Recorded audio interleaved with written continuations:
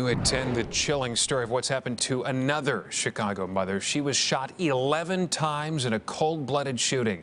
She is thankful to be alive and tonight demands some answers. NBC5's Regina Waldrop live with her story tonight. Regina? Stephan, what an amazing story of survival. This young woman says three people identified the shooter as her ex-boyfriend, also the father of her young son, to police. But tonight, no community alert, no charges. The only thing police telling us, this case still being investigated. In the south side of Chicago, a simple two-letter word became a death sentence. I've covered hundreds of true crime cases, but Lasana Agee's story stopped me in my tracks, not just because of the brutality, but because of what triggered it. A simple no. This is the story of Lasana Agee, a mother who survived what medical professionals deemed impossible: 11 bullets at point-blank range. And why? Because she said no to her ex-boyfriend. I'll take you through the evolution of Lasana's relationship, how small arguments escalated to physical abuse, how her every attempt to escape was blocked, and how the very systems designed to protect her crumbled when she needed them most. But I promise you, this isn't just another tragedy. What I found in Lasana's story is extraordinary courage. Despite bleeding from nearly a dozen wounds, she fought to survive for her 3-year-old son who witnessed everything. This little boy, standing beside his mother's bleeding body, said words that break my heart. "Come on, Mom." As I researched this case, I identified warning signals that appeared months before the shooting, signals that appear in countless abusive relationships. I believe understanding these patterns can save lives. Before I continue with Lasana's story, I want to hear from you. Have you witnessed domestic violence escalation in your community? Share your experiences below. Your comment might help someone recognize danger before it's too late. This is Shadows of Crime, and I'm taking you inside a case that shows how a simple two-letter word became a trigger for attempted murder on a Chicago street. Subscribe to our channel so you never miss any story like this. Loss shaped Lasana Agee's life from an early age. Her mother passed away when she was just a child, leaving a void that would influence her vulnerability to manipulation later in life. Growing up without maternal guidance meant Lasana had to navigate the world with one less protective barrier, one less voice of wisdom to warn her about the red flags that can appear in relationships. I've found that childhood trauma often creates patterns that repeat in adulthood. For Lasana, the absence of her mother likely affected how she formed attachments and recognized healthy boundaries. When interviewing survivors of domestic violence, I frequently hear how early losses impacted their ability to identify controlling behavior disguised as care or concern. By all accounts, Lasana worked hard to build a stable life despite these challenges. She focused on creating opportunities for herself, eventually securing employment with the United States Postal Service, a position that offered stability, benefits, and the promise of financial independence. Her colleagues described her as dedicated and reliable, someone who took pride in her work and showed up consistently despite the growing chaos in her personal life. 2017 marked a significant turning point in Lasana's story when she became a mother to a baby boy. Like many new parents, she experienced the overwhelming joy and responsibility that comes with bringing a child into the world. Her son became her priority, her reason for pushing forward through increasingly difficult circumstances. The relationship with her son's father seemed normal at first, the typical excitement of new parents planning a future together. There were no obvious warning signs, no immediate red flags that would suggest the violence to come. This is common in cases I've investigated. Abusive relationships rarely begin with physical violence. Instead, they start with small moments of control that gradually intensify. For Lasana, the relationship began to shift shortly after her son's birth. What started as minor disagreements evolved into something more concerning.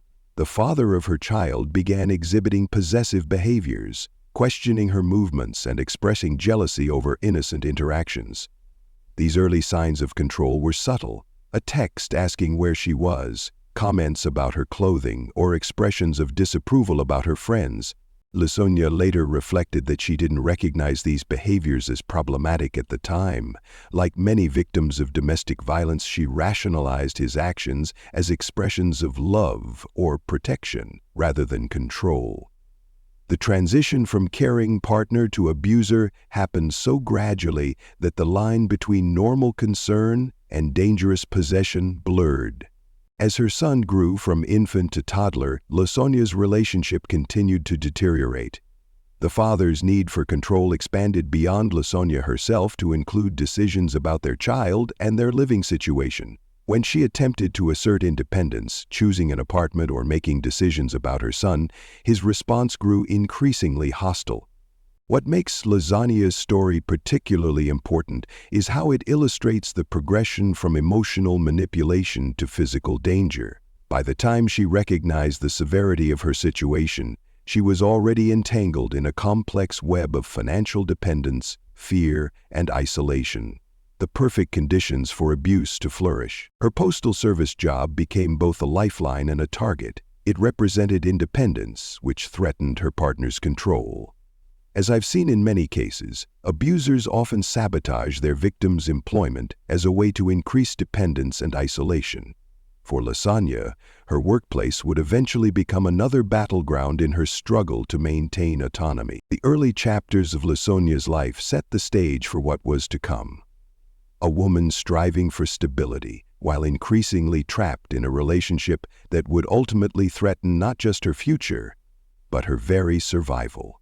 The transformation from partner to predator rarely happens overnight. For Lasana, the shift began with arguments that quickly escalated beyond verbal disagreements. What started as heated exchanges soon left visible marks, black eyes that she had to explain away to coworkers and family. These injuries weren't accidents or isolated incidents. They were the first physical manifestations of a power dynamic that was spiraling out of control. I've interviewed dozens of domestic violence survivors, and many describe this same progression. The first hit often comes as a shock, followed by apologies and promises of change. Then another incident occurs, slightly worse than before. The cycle continues, with violence becoming more frequent and severe. Recognizing the danger, Lasana made her first attempt at escape. She secured her own apartment, a sanctuary where she and her son could live free from fear. But she made a critical decision. She didn't tell her ex-boyfriend where they had moved. This wasn't paranoia, it was self-preservation. Her instincts proved correct. Despite her precautions, he tracked them down.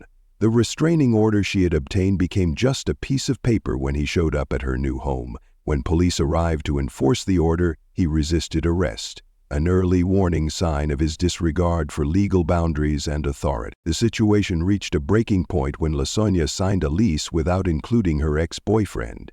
This act of independence, this claim to autonomy, triggered a violent response that revealed the true extent of his control. He didn't just threaten Lasana, he threatened her grandmother as well, expanding the circle of fear to include her family. Then came the night that should have been a wake-up call for everyone involved. In a rage over the lease, he systematically broke every window in Lasana's apartment. The methodical destruction wasn't just about property damage, it was a message. If I can't control this space, no one can have it. The landlord, fearing further violence, asked Lasana to leave. This reaction, while understandable from a property management perspective, had devastating consequences. Instead of the perpetrator facing consequences, the victim lost her home. With nowhere safe to go and fearing for her family's safety, Lasana found herself returning to her abuser, a common and heartbreaking pattern in domestic violence cases. His control tactics escalated further. He crashed Lasana's car, deliberately destroying her means of independent transportation. When she managed to acquire another vehicle, he ran it into a pole. Each act of destruction further isolated her, limiting her ability to work, to escape, to live independently. Perhaps most disturbing was his use of their child as a pawn. He took their son away from her, the ultimate leverage against a devoted mother. I've seen this tactic used repeatedly in abusive relationships. Threatening a victim's access to their children creates an almost unbreakable bond to the abuser. Lasonia's workplace became another battleground. Her ex would circle the post office where she worked, his presence a constant reminder that she was being watched. Her colleagues noticed, but workplace harassment policies weren't equipped to handle this level of stalking. Eventually, a false accusation led to her dismissal from the Postal Service, cutting off her financial independence exactly as her abuser intended. With each escape attempt, Lasana found herself more isolated, with fewer resources and options. The systems designed to protect her, restraining orders, employment, housing, failed one by one, leaving her increasingly vulnerable to a man whose control tactics were escalating toward their deadly conclusion. By early 2021, Lasana AG was living in a state of constant vigilance. Each escape attempt had been thwarted, each safety measure circumvented. Her ex-boyfriend had demonstrated a frightening ability to find her wherever she went, suggesting a level of determination that should have alarmed authorities. But, like many domestic violence victims, Lasana found herself fighting this battle largely alone. The weeks leading up to February 23rd showed a clear pattern of escalation. Her ex-boyfriend's behavior became increasingly erratic and unpredictable. He had already proven his willingness to destroy property, resist arrest, and use their child as leverage. Now, his surveillance of her movements intensified. He seemed omnipresent, appearing unexpectedly, monitoring her activities, creating an atmosphere of inescapable control. What happened on February 21, 2021 reveals the calculated nature of domestic violence. This wasn't a crime of passion or a momentary loss of control. It was methodically planned. Her ex-boyfriend created a fake apartment listing, a trap designed specifically to lure Lasana into a vulnerable position. This tactic demonstrates the premeditated nature of his actions. He didn't just happen to encounter her. He engineered the entire situation to ensure she would be where he wanted her to be. I've studied the psychology of abusers for years, and this level of manipulation is particularly disturbing.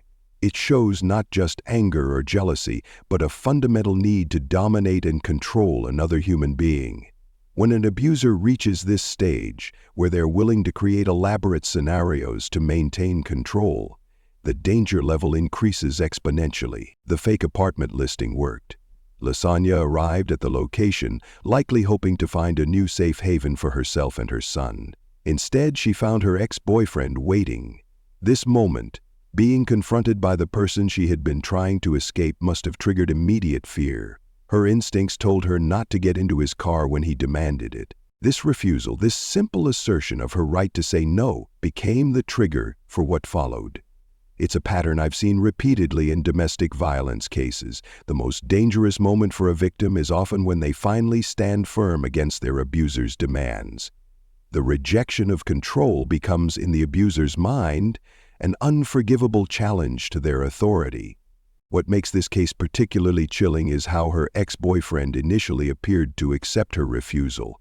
Okay, he said, words that suggested compliance but masked his true intentions. This momentary calm before violence is another common tactic, designed to lower the victim's defenses before attack. As we continue examining what happened next on that February day, I want to pause and connect with you, my viewers. Domestic violence affects communities everywhere, from major cities to rural towns, across every demographic and geographic boundary. I'm curious, what state or country are you watching from right now? Drop your location in the comments below. Your participation helps build awareness that this issue touches lives everywhere and reminds others watching that they're not alone in their experiences or concerns. Now, let's return to South Muskegon Avenue and the moment when Lasana's refusal to get into that car set in motion a sequence of events that would forever change her life. February 21, 2021. Began as an ordinary Sunday in Chicago's South Shore neighborhood, the 7800 block of South Muskegon Avenue, a residential street lined with modest homes, would soon become the scene of violence so extreme that it defies comprehension. We were talking for a minute and he was trying to make me get back in his car with him and I said no, Lasana later recalled from her hospital bed. It was a simple refusal, 2 letters that asserted her autonomy and right to make her own choices. His response seemed deceptively reasonable. Okay, he said, words that suggested acceptance of her decision. This momentary calm is what makes what happened next so shocking. Without warning, he pulled his vehicle alongside her and began firing. The surveillance footage captured the horrific sequence. 11 shots fired in rapid succession. The bullets tore through Lasania's body, her torso, limbs, and vital organs. The human body isn't designed to withstand such trauma, yet somehow Lasania remained conscious through the initial attack. As she collapsed to the pavement, bleeding from multiple wounds, her family members, who had likely come as support or to help her view the supposed apartment, rushed to her aid. Her grandmother and uncle, seeing their loved one gunned down, ran toward her without hesitation. This instinctive act of protection cost them dearly. The gunman turned his weapon on them as well. Lasonia's grandmother and uncle both suffered gunshot wounds as they tried to help her. This wasn't random, it was deliberate. As Lasonia later stated, "I believe he was trying to kill everyone and leave no witnesses." This targeting of family members transforms the crime from an act of domestic violence to something even more sinister. A calculated attempt to eliminate anyone who could testify about what happened. Perhaps the most miraculous aspect of this tragedy is what didn't happen. Lasonia's 3-year-old son was present during the shooting. This child, not even old enough for kindergarten, witnessed violence that would traumatize even hardened adults. By some extraordinary stroke of fortune, none of the 11 bullets struck him. In the aftermath of the shooting, as Lasania lay bleeding on the pavement, her son's reaction reveals the heartbreaking innocence of children. "He was trying to help me," Lasania recalled. "He said, 'Come on, Mom.'" This 3-year-old boy, confronted with his mother's broken body, responded not with panic, but with an instinctive desire to help her stand up, to make things better. The image is devastating. A toddler urging his critically wounded mother to get up, not understanding the severity of her injuries or the life-threatening situation they were in. It's a moment that encapsulates the collateral damage of domestic violence, the children who witness trauma that will shape their understanding of relationships and safety for years to come. As Lasonia, her grandmother, and her uncle lay wounded, the shooter fled the scene. The immediate aftermath was chaos. Neighbors calling 911, first responders rushing to treat 3 gunshot victims, and a terrified child who had just witnessed an attempt on his mother's life. Emergency medical personnel arrived quickly, finding Lasonia with multiple gunshot wounds. The medical response in these first critical minutes likely saved her life. Paramedics stabilized her enough for transport to a nearby trauma center, where surgeons would face the daunting task of treating a body riddled with bullets. The shooting on South Muskegon Avenue lasted only seconds, but those seconds would forever alter the lives of everyone involved. 11 bullets fired because a woman said no, 3 family members wounded, a child traumatized, and a gunman who disappeared into the city, leaving behind victims fighting for their lives and a community shaken by violence that erupted on an ordinary Sunday afternoon. Surviving a single gunshot wound is considered remarkable in emergency medicine. Surviving 11 separate gunshot wounds enters the realm of medical miracles. When Lasania Agee arrived at the trauma center, medical professionals faced a body that had absorbed damage most humans simply couldn't survive. The statistics are sobering. Gunshot wounds to the torso carry mortality rates between 20 to 40%. Even with immediate medical intervention, multiple gunshot wounds exponentially increase these odds. Each bullet creates not just an entry wound, but a cavity of destruction as it travels through tissue, potentially damaging vital organs, major blood vessels, and bone structures along its path. For Lasania to survive this level of trauma required an extraordinary combination of factors. The bullets somehow missed her most critical organs or major arteries. Emergency responders arrived quickly enough to control bleeding. Trauma surgeons performed multiple complex procedures, and perhaps most importantly, Lasania possessed a will to live that defied medical expectations. "I just thank God I am here," Lasania said from her hospital bed. a statement that captures both the gravity of her situation and her awareness of how close she came to death. Her survival wasn't just a matter of luck. It represented her refusal to become another statistic, another victim whose life was ended by domestic violence. Her recovery journey began in that hospital room, surrounded by medical equipment and uncertainty. Each day brought new challenges, managing pain, fighting infection, beginning the slow process of physical rehabilitation. Gunshot survivors often face months or even years of recovery, with some never regaining full function of damaged body parts. For Lasana, this recovery was complicated by the psychological trauma of the attack and concern for her family members who were also wounded. While Lasana fought for recovery in the hospital, her attacker remained at large.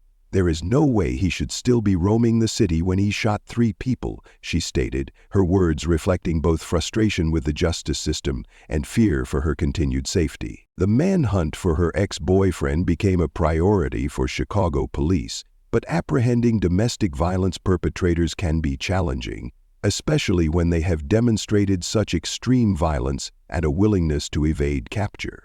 The community response to Lasana's story demonstrates how domestic violence affects not just individuals but entire neighborhoods.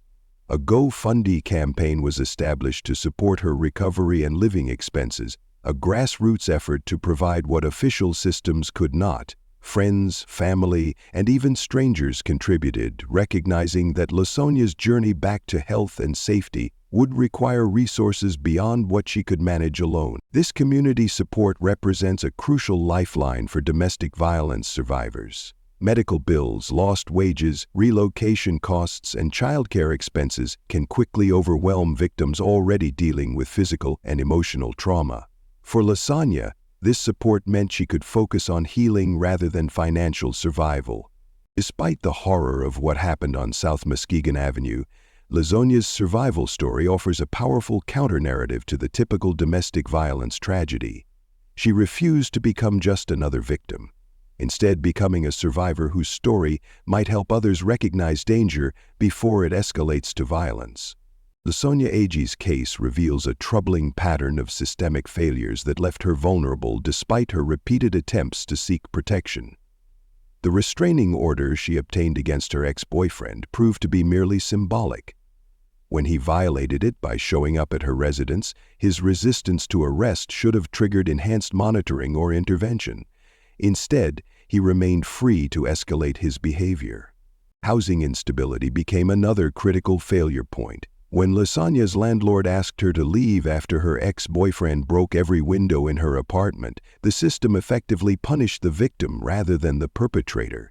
This forced displacement pushed her back toward her abuser, as she lacked the resources to secure safe alternative housing for herself and her child. Perhaps most concerning was how her employment became compromised. The Postal Service job that provided Lasana financial independence was systematically undermined when her ex-boyfriend began circling her workplace. This stalking behavior created a hostile environment that her employer was ill-equipped to address. The situation culminated in her dismissal based on false accusations, likely orchestrated by her abuser to increase her dependence. Law enforcement responses to domestic violence often focus on individual incidents rather than recognizing patterns of control and escalation. Each broken window, each car crash, each violation of the restraining order represented not isolated events, but steps in a predictable progression toward lethal violence.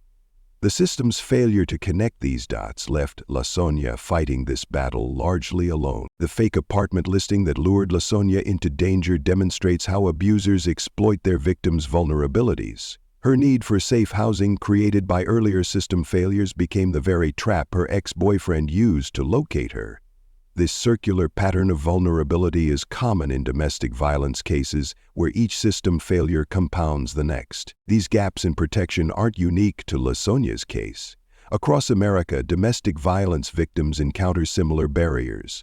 Protective orders without enforcement mechanisms, housing policies that penalize victims, workplaces unprepared to address stalking, and fragmented responses from law enforcement. These systemic weaknesses create dangerous gaps through which victims like Lasana fall. often with tragic consequences. From her hospital bed, Lasana Ag made a decision that transforms her from victim to advocate. "I want to tell them they are not alone," she said, directing her message to others trapped in abusive relationships. This simple statement, offered while she was still recovering from 11 gunshot wounds, reveals extraordinary courage and compassion. Lasana's willingness to share her story publicly serves a vital purpose. Domestic violence thrives in silence and isolation. By speaking out, she breaks that silence and extends a lifeline to others who might recognize their own situations in her experience. The warning signs in Lasana's case appear in countless abusive relationships: controlling behavior disguised as concern, isolation from support networks, destruction of property, threats against family members, stalking, and escalating physical violence. Recognizing these patterns early can save lives. For those currently in dangerous relationships, resources exist despite the system's imperfections. National hotlines provide confidential support and safety planning. Local shelters offer emergency housing. Legal aid organizations can help navigate protective orders and custody issues. Financial assistance programs can address the economic barriers to leaving. These resources aren't perfect, but they represent critical lifelines for those ready to escape. Community support networks play an equally important role. Friends, family members, co-workers, and neighbors are often the first to notice warning signs of abuse. Their willingness to offer support without judgment, providing transportation, temporary housing, childcare, or simply believing the victim's story, can make the difference between escape and entrapment. What makes Lasana's message particularly powerful is that it comes from someone who has experienced the worst outcome of domestic violence and survived to tell her story. Her words carry weight that no public service announcement or statistical report can match. When she says, "You are not alone," survivors know she truly understands their fear, their hesitation, and their hope for freedom. Stories like Lasana's remind us why we must speak up when we witness warning signs of abuse. That neighbor whose partner seems overly controlling, that friend who has unexplained injuries, that co-worker whose ex keeps showing up at the workplace. These situations demand our attention and compassion, not our silence. By sharing Lasana's journey from victim to survivor, we honor her courage and extend her message beyond Chicago to wherever you're watching from. Her story isn't just about violence, it's about resilience, about the human capacity to endure, recover, and help others even after experiencing unimaginable trauma. Lasana Ag's story defies conventional endings. Shot 11 times on a Chicago street after refusing to get in her ex-boyfriend's car, she survived what should have been fatal. Her grandmother and uncle were also wounded trying to protect her. Yet somehow, her 3-year-old son escaped physical harm, though the psychological impact of witnessing such violence will likely follow him for years. Today, Lasana continues her recovery journey, not just healing physically from multiple gunshot wounds, but rebuilding a life free from the control and violence that nearly ended it. Her decision to speak publicly about her experience transforms her personal tragedy into a potential lifeline for others. By saying, "I want to tell them they are not alone," she extends her hand to countless invisible victims watching, reading, or hearing her story. Meanwhile, her attacker remained at large at the time of these events, highlighting the ongoing dangers domestic violence survivors face even after the most extreme attacks. The systems designed to protect victims like Lasana require significant improvement, from restraining order enforcement to housing protections to workplace safety measures. I want to hear your thoughts. What do you think could have prevented this tragedy? Was it a failure of law enforcement, housing policies, workplace protections, or something else entirely? Your insights might help someone recognize similar gaps in their own safety planning or inspire community-level changes that could save lives. Share your perspective in the comments below. If Lasana's story impacted you, please consider subscribing to Shadows of Crime. Each week we examine cases that reveal important truths about violence, survival, and justice in America.